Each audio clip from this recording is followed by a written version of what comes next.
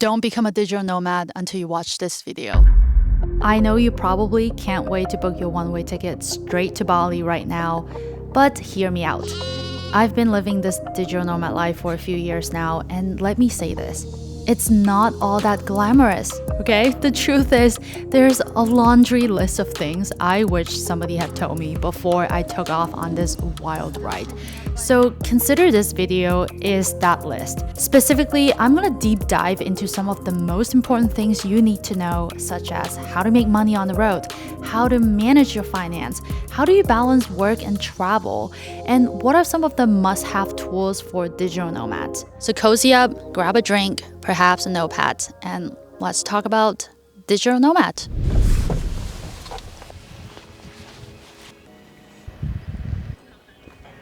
So let's first figure out the most important question in all of this, which is how to make money online. And if you still haven't figured this one out yet, that you really need to pay attention to what I'm about to say, because without a steady source of online income, making this lifestyle work in the long term is going to be very challenging.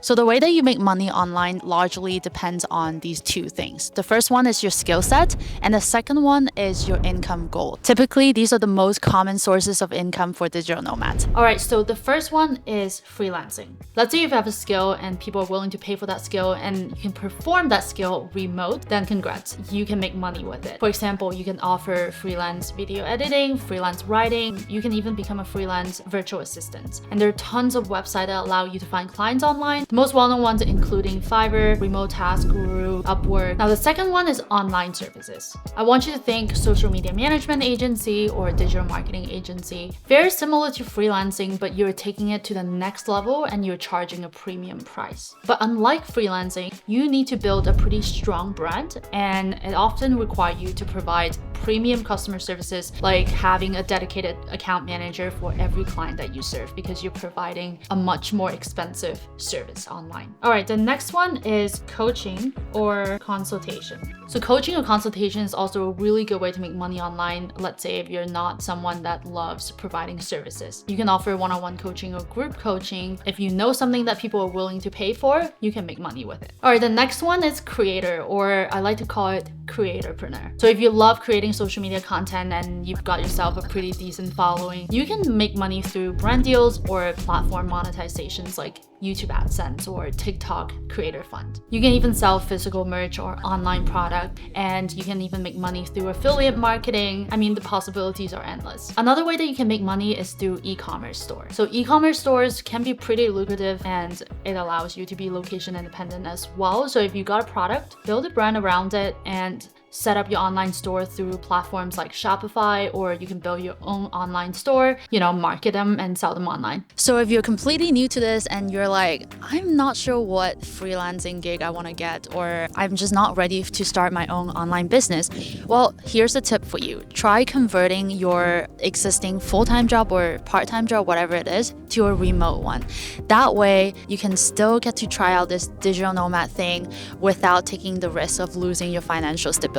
I know that I'm just barely scratching the surface about this topic because there's so many details and nuance about how to make money online as a digital nomad. So if you guys want me to deep dive into this topic, drop a comment below and I will make a dedicated video on it. All right, how to manage your finance as a digital nomad. Now that you've unlocked the secret of making money on the road, let's talk about managing it. Trust me, your hard-earned money can disappear before you even realize it. Booking flights, hotels, Airbnb, and activities can drain your wallet faster than you know. I personally made many mistakes by accidentally overspending during my travels. So instead of telling you what to do, I'm gonna share with you what not to do so you can avoid making the same mistakes as I did. Now, the first thing first, don't start this journey without at least 6 months of emergency fund in your bank account. This is your safety net that you can rely on. The last thing you want is running out of money in a foreign country. Like, that's not fun. Okay, let me give you a quick example. Let's say if your monthly spending, it's around $5,000. So you can do the math. $5,000 times 6 is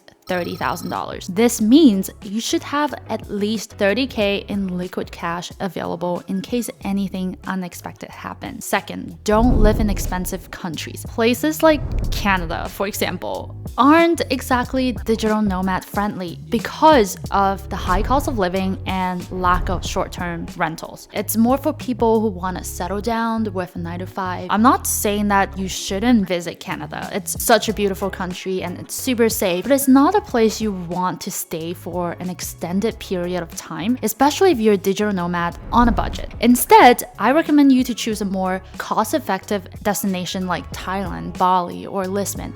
These places are way more budget-friendly. Not only will your money go further, these places tend to have much bigger digital nomad community, which I personally find it much easier for me to connect with other like-minded individuals, like other digital nomads. Third, don't lose track of your expenses. There's a saying, I don't know if this is legit or not, but it makes sense. If you don't track what you're spending, you won't know if you're overspending. It totally makes sense, right? So I recommend using the app called Spendy to manage your budget. So you can set a specific budget, like $5,000 for example, and every time when you spend, the app is gonna tell you exactly how much remaining amount you have in that budget. So you know exactly if you're overspending or underspending. Number 4, don't pay the ridiculous foreign exchange fee. Use Wise instead. Now, Wise is my go-to money transferring platforms for travelers. You can keep up to, I think, 50 plus currencies in your account in one place, all in Wise, and converting between them at the real exchange rate. So get yourself set up on Wise.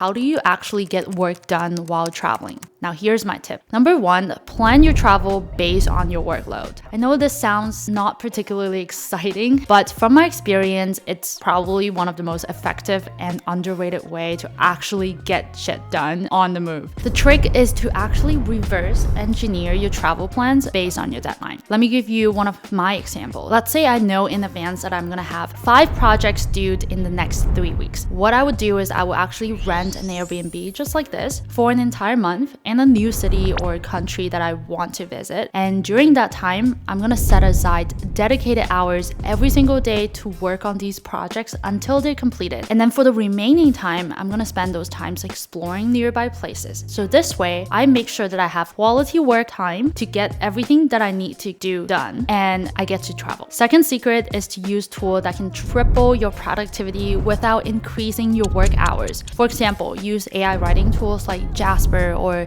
ChatGPT to speed up your writing process, or use AI editing tools to speed up content creation, or use tools like Later or Planoly to schedule social media posts in advance. And of course, ideally, if you have the budget, just outsource any tasks that you don't have time for, and that way you can just have more time to enjoy your travel instead of always working, you know what I mean? Speaking about tools, I have to share a few must-have tools with you that's gonna make your digital nomad life much easier. The first one, it's a solid travel backpack. My go-to is my Wonder Provoke backpack, and it can carry my cameras, my laptop, iPad, and my favorite features is that they have a ton of hidden pockets for passport and phone, which can come in really handy when you're on the go all the time. It looks really nice, it's comfortable and water resistant, so you can trust this backpack to journey around the world with you. Second, tech pouch. Every device comes with its own charging cables, right? Like we all know that it can get quite a mess if you don't organize your cables. It's gonna tangle up, it's just gonna be a mess. So get yourself a tech pouch like this one from Peak Design. You'll be surprised how much stuff you can actually fit inside of this tech pouch. The next one is the worldwide travel adapter. It's another must-have. Your plug might not work in every single country. The plug in Canada looks like this, the European one looks like this, and the Asian one looks like this. So travel adapter is gonna make sure that you can charge your device anywhere in the world safely. Plus, many adapters allow you to charge multiple devices simultaneously, which is super convenient. This next one kind of feels illegal to know, but it's a website called Best Onboard Tickets. Depending on your passport, some countries actually require you to have proof of an onboard journey, like a return flight ticket, because they don't want you to stay there forever, so they want to make sure that you actually leave the country. And you know, digital nomads, we love our flexibility and don't want to book anything in advance. Well, with Best Onboard Ticket website, website, you can actually book a legitimate flight ticket for just $12 and it's valid for 48 hours. And this provides the necessary proof without committing to an actual flight ticket. So bookmark that website. The next one is Nomad List. This website lists all the best cities to live and work for digital nomads. And every place comes with ratings that are based on cost of living, weather, internet quality, safety, and much more. So make sure you save this website as well and always check Nomad List to help you consider moving to a new place. The next website is called Every Time Zone. Let's say you're traveling in Brazil and your clients are in Australia and your team members are in Europe. Sometimes it can be quite a nightmare to find a meeting time that works for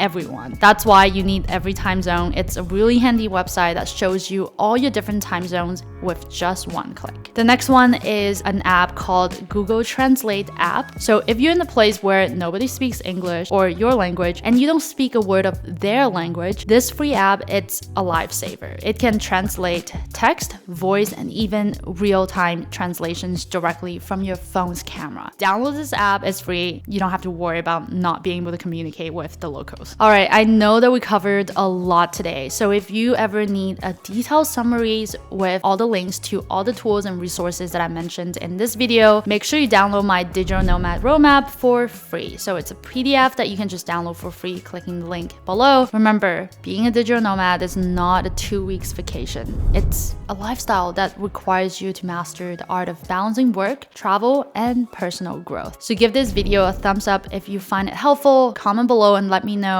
what other remote work or digital nomad tips you want me to share, and I will see you in the next one.